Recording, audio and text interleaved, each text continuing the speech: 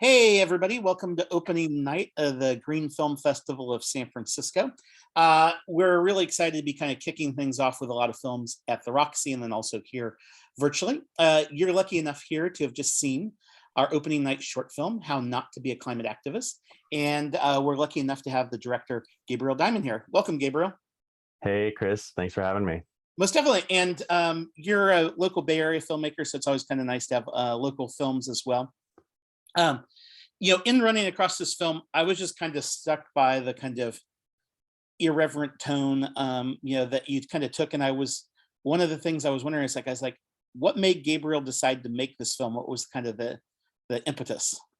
Yeah, I mean, we have this climate change threat that is coming, that we all know is coming, and it's existential and it's huge and it's terrifying and it's depressing and it's all these things. And I'm a filmmaker by trade, and I do a lot of nonprofit environmental kinds of films, and I've made all these films with really smart people talking about the threat of climate change.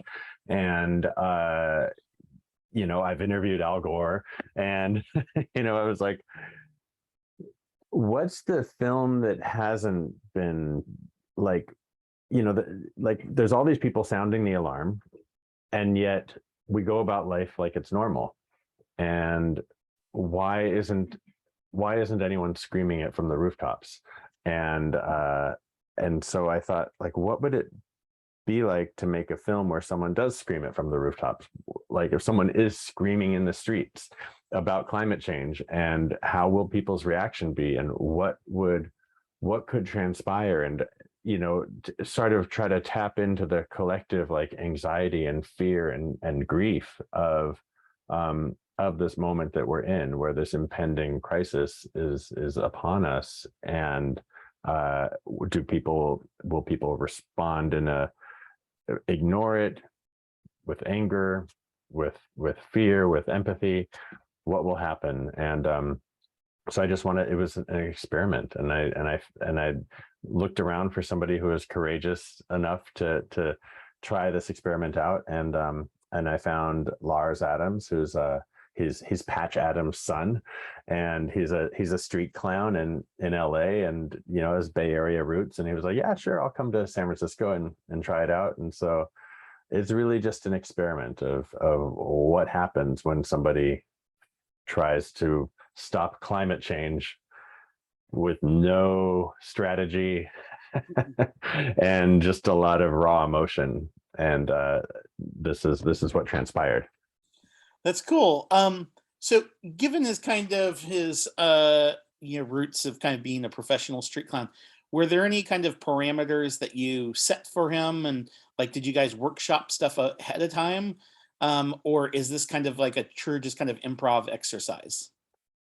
Is both. We had a many series of conversations before the actual filming, and I wanted to sort of strike that balance between being really expressing the fear and anxiety around and grief around this moment that we're in, without blaming people, without shaming specific people. So sort of like the difference between picking on a random person on the street and saying, you're responsible for this, and screaming to people in general, like, what are we doing? So sort of this finding this tapping into the rage of towards humanity, but not specific humans, because I didn't want it to become confrontational to specific humans. I wanted it to be one person alone trying to fight the system with no strategy.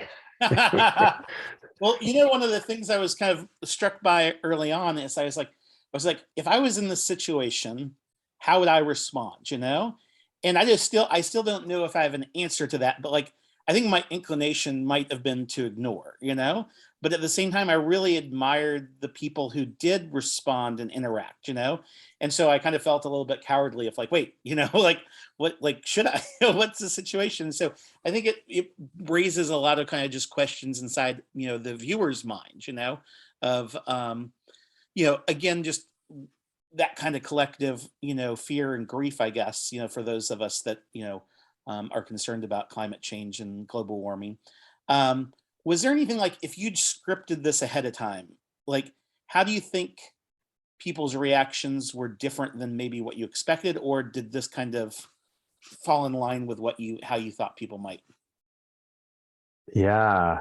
Um, I think I sort of, I mean, there's so much, I wanted to do something uncomfortable. I think like the sort of my experimental filmmaking style is when there's this idea in my head of like that taps into something that I think needs to be expressed and explored in the world and isn't. Um, what happens when we try this in public? So, like grief experiences, grief rituals, grief circles is something I've participated in a few times. A place where we can collectively go Mm, and explore and express our grief in community. And it's a very intentional thing that people sign up for and they prepare for, and there's agreements around it. So I wanted to see what would it be like to take some of that kind of radical experience and invite it without the container and agreement, and just see what happens there. So it's a purposefully really uncomfortable thing. yeah. And I wanted to and could it have gone further? Sure. I sort of, if I could have scripted it, I would have had somebody else come and also have their anxiety and fear and grief like unlocked in a way that it would actually become a spontaneous grief ritual between strangers on the street about climate change. Mm, That's a huge tall order. Like when you're just walking down the street in San Francisco, like what are the chances that you're going to encounter somebody who is going to invite you to like tap into all your unfelt emotions about the anxiety of what's happening in this moment? It's a really low chance. yeah. So that sort of was like a north star that I was hoping for. I was hoping that perhaps there would be even more like people joining in and screaming and being part of this little micro futile movement, because it's like that's the thing, is like we feel futile about this. Yeah. And so no matter what, I mean, even if like randomly 100 people spontaneously decided like, yes, we're going to do something about this, it's completely illogical. So that's why we called it How Not to Be a Climate Activist. We're sort of like, in so many of us want to do something and are in this position where we don't know what to do. We feel helpless. Yeah. So I felt like just doing anything that tries to capture that helplessness was the thing that I wanted to try to do. Yeah, well, I think you did a good job about that, because I think as a viewer, when you watch it, it kind of, so often I think depending on how you live, it's like not that for those that of us that try to kind of live environmentally minded, it's like you still like this kind of large, what feels like kind of uncomfortable task that just seems, impossible to deal with. You kind of like suppress it behind and, not necessarily give thought to it necessarily every day, because if so, I think you'd just be, Yes. kind of crawled over, stumped over in grief. So I thought this was kind of an interesting way of stirring things up, of like trying to figure out ways to how, if we wouldn't do it this way, how would we do it? And in some ways, it kind of handed back control to us as viewers, and so that we could at least attempt to try to do things. What did Lars think about the whole experience at the end of the day? I think I think he thought I think he found it to be more difficult than we thought. Mm, Because it was actually, to tell the truth, it was really hard to cast somebody for this role, to mhm, to find the perfect person, because there's a tall order. There's a really tall order to find someone willing to yell at strangers on the street on camera in public, about this like really kind of big emotional thing. And so I think that there was, I mean, and he's someone who's done so much work out in the streets and in really courageous ways, but he was doing it in a way that was that and he's totally went for it. But I think it was also like, whew, that's hard, it's hard to not just get, to sort of be fully expressive and also tap into this really fearful thing. Yeah.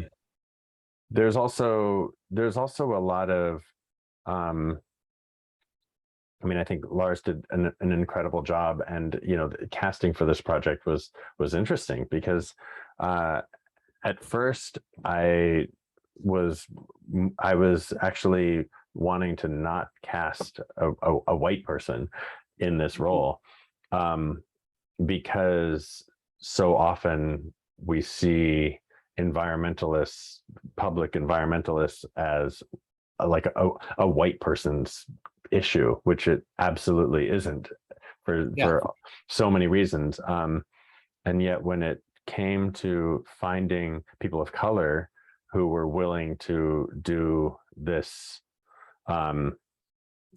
take me up on this invitation to like do this radical thing out in the street and yelling at strangers, and maybe even yelling at police, like, why aren't you doing anything about climate change, things like that.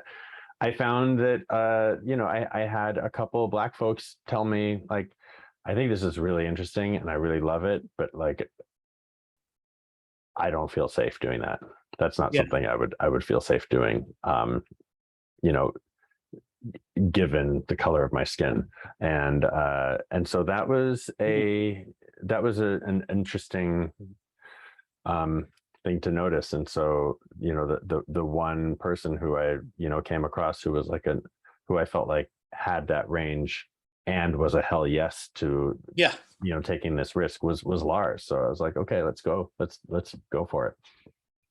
Well, cool. Well, I think it turned out really nice, and it's kind of a nice way to kick off the next week of Green Films here at the Roxy. Are there ways that folks can kind of continue to follow your work or see other films you've made?